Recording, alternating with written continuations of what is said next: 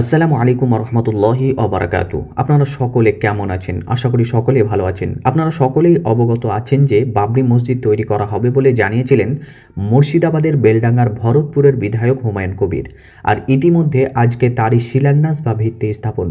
প্রিয় বন্ধুরা, আজ 12টা থেকে অর্থাৎ সকাল 12টা থেকে সেখানে ভিত্তি স্থাপন করা হবে এবং এটি প্রায় 3 বছর তৈরি করতে সময় লেগে যাবে বলে জানিয়েছেন ভরতপুরের বিধায়ক হুমায়ুন কবির সাহেব। ইতিমধ্যে আপনারা ভিডিও ফুটেজে দেখতে পাচ্ছেন বিভিন্ন মানুষ বিভিন্ন ধরনের কাজ করে সাহায্য করার চেষ্টা করছে। এমনকি কাল রাত থেকে পুলিশ প্রশাসন ও র্যাব বাহিনী সেখানে মোতায়েন করা হয়েছে। বেলডাঙ্গা স্টেশন থেকে শুরু করে আশেপাশে পার্শ্ববর্তী এলাকায় যত রকমের জায়গা আছে সেই জায়গাগুলোতে র্যাব বাহিনীকে মোতায়েন করা হয়েছে যাতে কোনো রকমের বিশৃঙ্খলা সৃষ্টি না হয়।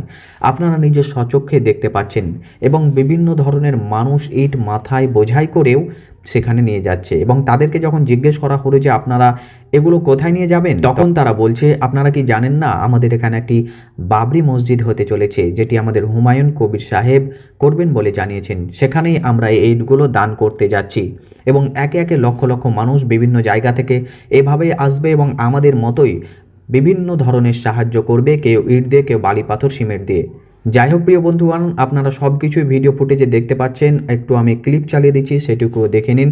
একজন ম্যাডাম যখন একজন লোককে জিজ্ঞেস করলেন যে আপনি এগুলো কোথায় নিয়ে যাবেন, তখন তিনি কি বললেন আপনি প্রথমত শুনুন।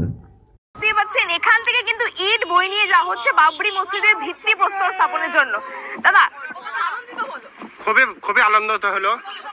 এতটা আনন্দ হলো তো নিজেকে বুঝাইতে পারবো না। এতটা আনন্দ হলো তো নিজেকে বুঝাইতে পারবো না। আমরা সবাই মিলে দিচ্ছি মাগবার। এতটা আনন্দ হলাম তা বুঝাইতে পারবো না। ইট নিয়ে যাচ্ছ তোমরা? হ্যাঁ, এই মসজিদে, বাবরি মসজিদে। আর অনেকে নিয়ে যাবে? হ্যাঁ, সবাই নিয়ে দিচ্ছে তো। কতটা বাবরি মসজিদে আনন্দিত? প্রিয় বন্ধুরা, আপনারা শুনলেন সে কথাগুলো। এবার আমি হুমায়ুন কবির সাহেবের একটু বক্তব্য চালিয়ে দিচ্ছি এবং তিনি বাবরি মসজিদ যে নির্মাণ করার আপ্রাণ প্রচেষ্টা করছেন তিনি আর ভিডিও ফুটেজটি একটু দেখে নিন যে তিনি এ ব্যাপারে কি উদ্ধৃতি এবং কথা বলেছেন। 400 জন ডায়াসে থাকবে। বেলা 12টার আগেই ওনারা ডায়াসে উঠে যাবে। 12টা থেকে 2 ঘন্টা প্রোগ্রাম চলবে, চলবে। তার সঙ্গে সঙ্গে এলইডি সেট করা হবে।